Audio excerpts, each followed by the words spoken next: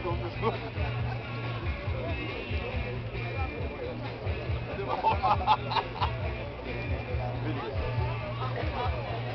centralnom delu posmatrate vezu sa vršivanjem prepreka.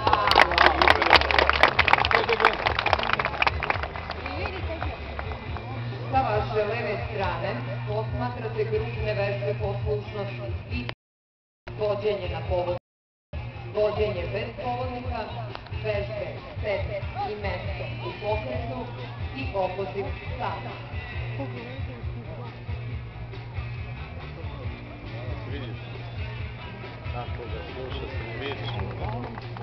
Sa vaše desne strane posmatrate vežbe poslušnosti putem bitnih znakova i to sedi, leži, stoji.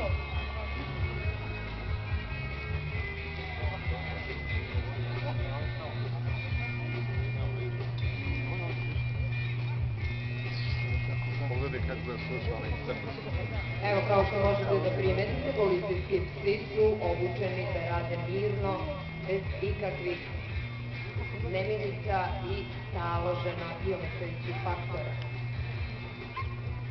Sa vaše leve strane posmatrate rad specijalno obučenog psa za pronalaženje i otkrivanje opojnih droga.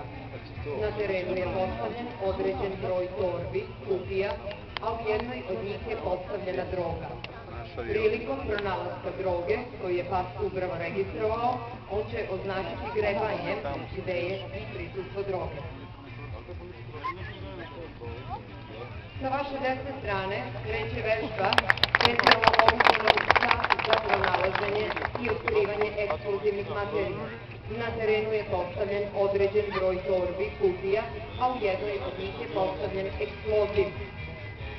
Upravo je registrovan eksploziv i pas će za leganjem označiti to prisustvo. Aplauz, dakle, ovo je